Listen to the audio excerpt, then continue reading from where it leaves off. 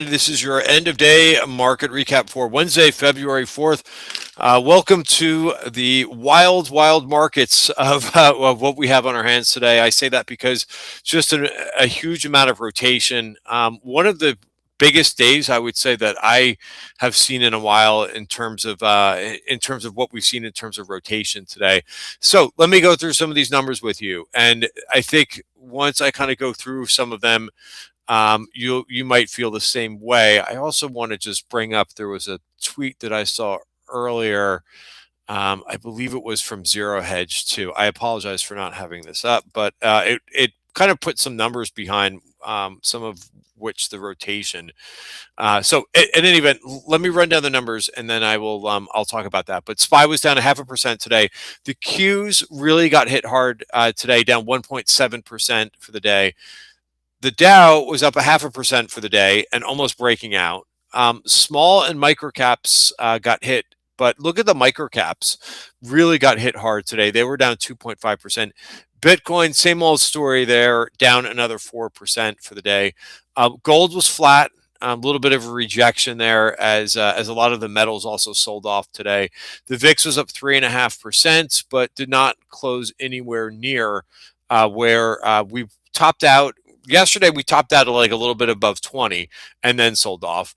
Today we went to 21.24 in the VIX and then closed at 18.64. So we're getting these big moves, and I'll get to just a second. But I also wanted to bring up the RSP, right? The RSP is the same names that are in this guy, SPY. But rather than market cap weighted, they are equally weighted, and they finished up 0.9 of a percentage point today. Huge moves. As you could see, that there's a lot of things that were going down and a decent amount of things that were going up today. The home builders and solar names led today. They were both up over 3%. Solar was up 4%. But again, a lot more things going down. Uranium down 7%. Look at the aerospace and defense ETF was down almost 5% for the day.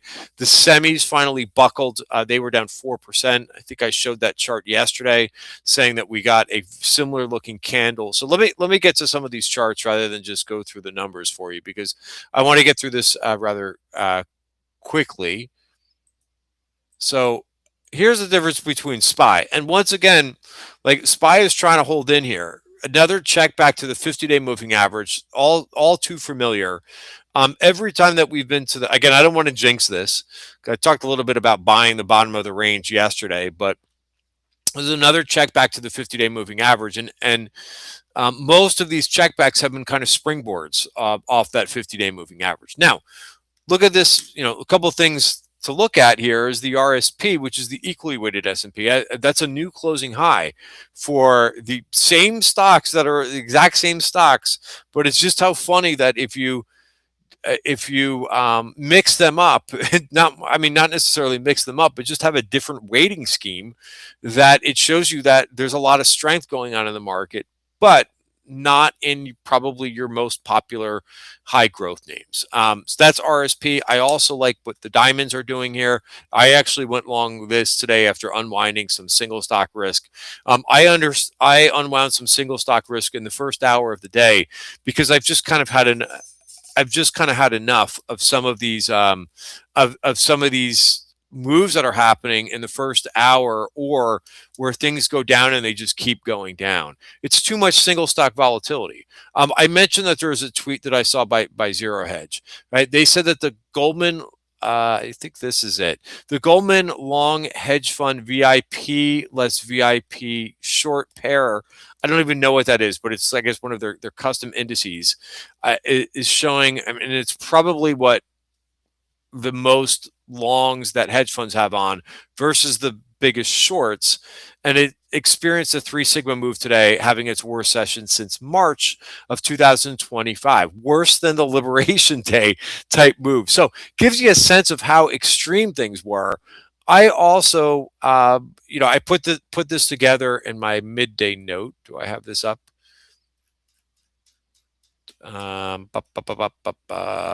Nope. Sorry, bear with me one more second. It should be more organized, but it was a busy day, so I'm giving myself a little flyer for for not being as organized. But here you go. So 4-week new highs versus new lows here. 174 new highs today in the S&P, 92 new lows today in the S&P. So this is odd. 35% of the S&P made a new high today and 18% made a new low. I don't know if I've ever seen something that dramatic before, where you're seeing so many things basically deviate from one to the other. So you've got just and the conclusion of this, or the so what of this, is it's really hard to single stock trade right now when you've got things going in just different directions like this. So a couple of things that I've noticed, basically since the beginning of the year, is how well value stocks have been doing. But look at them accelerate. They're now pretty overbought.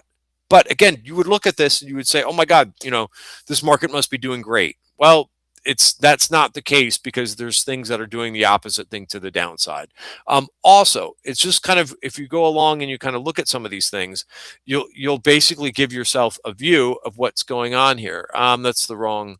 There's another ETF. I think it's called the Cash Cow ETF. I think it's COWZ. There you go. This is the Cash Cow ETF. So this is companies that have a lot of cash, right? That's where folks are going to right now. When I say folks, it's funds. They want to be in this type of stuff. They want to be in, areas that are super, super conservative right now, and hence consumer staples going up again, energy going up again, right? Look at the move in energy at this point, up another 2.2%. So again, extreme moves. And I think while you're seeing so many of these big moves like this, is because liquidity is so poor in this market, and that makes it difficult to swing trade. Now, from a day trade standpoint, what happened with COHR? That's a heck of a reversal. Seeing some nice reversals in some things after hours. Google reported after, again, and this is another thing. Look at Google reverse and go higher here too. Another name. I mean, there's some there's some great moves that are happening. Look at this stock. This is under the radar. This is this stock is called Form Factor. Had made a really big, nice move in the beginning of the year. Sorry, I get sidetracked here, but in any event, I think you get the idea of what's happening. And again, the cause for this, I think it's a couple reasons. I think that the market has gotten expensive, in terms of things like memory stocks, which we went over. SanDisk. I was singing the praises of SanDisk yesterday, and of course, what happens? I got stopped out in my trade, and again, I didn't wait long to get stopped out in my trade. We'll see what this does, and maybe if this comes into 535, but the overcrowded trades are getting smoked, and the stuff that people don't own as much is just doing really well, and that's my kind of explanation. Also, I'm not sure if I would say completely it's about cheaper, but I think it's about low volatility. But look at the transports; we're up another 1.5% today. These are huge moves at this point, and they're also at this point. I think some of these moves are kind of tough to chase at this point too. I think at this point we probably need a little bit of digestion on both sides. One other chart that I would keep an eye on. This is SPLV, so this is low volatility. Whenever we start to see a lot of rotations, I tend to look at these two ETFs. This is SPLV over SPHB, so low volatility over high beta. And again, it just kind of shows you that this could go on for a bit, right? We've seen other periods. And again, I think what you want to do is go back to last year and realize what low beta did versus high beta, right? This was right at, again, same, very similar time frame. February. We know February is a difficult month. It's one of the weakest seasonal months. Low volatility crushed high beta. So I personally don't think we're going to get the same thing as what we saw last year with the tariffs and all of that. But it does make sense why we're getting some volatility that usually happens during these periods. So notice that this is beginning to move. Another chart that I've been going over is the diamonds versus the Qs, right? Which is also, you go back to last year, made a big move. This is now making a big move too. Hence, why I'm long the diamonds is I think that they could continue to push further and break out. Couple of, let's see, was there anything else that I wanted to cover? Let me go back to my spreadsheet here. So back to this. Just to look at where we are at this point. Month to date, the Qs are down 2.6%. Look at your values up to, look at the difference between your, sorry, if you can't see this, let me zoom in. All right, so we zoom in one more time here. All right, so I think you should be able to see that at this point. But growth is now down for the month, down 3%. Value is up 1.9%. Same thing with small caps. Value is up 2%. Same type of difference, not the exact same numbers, down 1.3%. Look at what's happening with the ARK Innovation ETF, which probably holds a bit of crypto exposure, down 6.5% for the month. And here's the numbers. Mid caps are outperforming. Dow's outperforming for the month.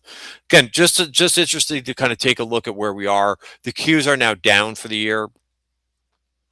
I didn't go over the Qs chart, but I will do that. But as I'm kind of going through charts and inserting, talking about what's been going on here, I would say the other thing, I always hear people talk about from time to time that they say, hey, I'm only going to watch my stocks, right? Or I'm only going to watch the stocks that I think are interesting. I don't do that. I look at everything. I know that from time to time, sometimes it's months, sometimes it's longer than months. Sometimes certain stocks are in favor, and I get it. It's nice to have like your tight watch list that you pay attention to every so often, but you got to scan other names. Scan a 4-week new high list. Scan names that have strong earnings names. You're going to find more value names in there too, right? It's not, to me, it's about finding whatever's going up, right? And with anything, right, you have, I was saying, I think yesterday, like, don't get that comfortable with value stocks. You still have to have stop prices, and you still have to be a disciplined trader. But yeah, maybe unless we get a rebound here and we get back into the range, I see the next support coming at 592.67 in the Qs. And again, it could be just leadership changes that's going on as well. So in any event, I don't want to do too long of a video tonight. There's so many moves going on. If this is too much for you, like, to me, it's gotten too much for me in terms of the single stock volatility. I've been trying to trade sector ETFs more. That's helpful because too many things are moving too fast, and the magnitude is too much, and I think liquidity has to do with that. As I've said before, you can exploit some of these moves just going long the sector. Again, look at what consumer staples have done. You didn't need to pick an individual name in the consumer staples. You just go long. And that's the same thing with the XLE. You don't have to try, like, if it's a little bit foreign to you and you're not a stock picker in energy or in consumer staples, you could just go long the whole group, right? And you could size that up appropriately too, because you're diversifying away from your single stock risk. So in any event,